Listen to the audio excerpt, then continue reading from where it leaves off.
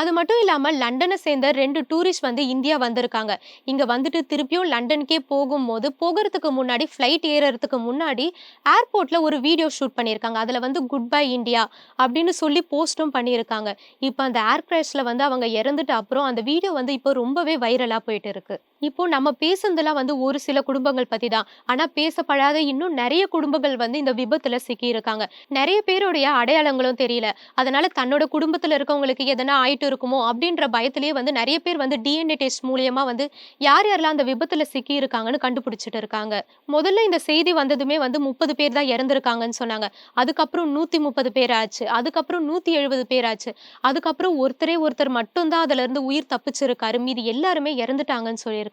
இந்த விபத்துல விஸ்வாஸ் குமார்ன்ற ஒருத்தர் மட்டும் தான் அதிர்ஷ்டவசமா உயிர் தப்பிச்சிருக்காரு. அவரும் இப்போ ஹாஸ்பிட்டல்ல ட்ரீட்மெண்ட் எடுத்துட்டு வராரு. நம்ம நாட்டுடைய பிரதமர் நரேந்திர மோடியும் வந்து ஹாஸ்பிட்டல்ல போய் அவர பார்த்து பேசியும் இருக்காரு. விஸ்வாஸ் குமார் என்ன சொல்லியிருக்காருன்னா, அந்த ஃப்ளைட் ஆக்சிடென்ட் ஆயி கீழ விழுந்த உடனேயே வந்து அந்த எமர்ஜென்சி டோர் வந்து உடைஞ்சிருக்கு. அது மூலியமா அவர் வெளியவும் வந்திருக்காரு. அவர் வெளிய வரும்போதே வந்து அந்த தீ ஏற்பட்டதுனால வந்து சில காயங்களோடயே அவர் தப்பிச்சதாவும் சொல்லியிருக்காரு. நான் எப்படி தப்பிச்சேன்னு எனக்கே தெரியலன்னு ரொம்பவே உருக்கமா பேசியிருக்காரு. இந்த விபத்துல இறந்த 265 பேருக்குமே ஒரு தனித்தனியான ஒரு கனவுகள், தனித்தனியான ஒரு வாழ்க்கை இருந்திருக்கும். இந்த விபத்துனால அந்த 265 பேரோட வாழ்க்கை கனவுன்னு எல்லாமே சிதைஞ்சு போயிடுச்சு. அந்த விபத்துல இறந்த எல்லா உயிர்களுக்குமே எங்களுடைய ஆழ்ந்த இரங்கல்கள்.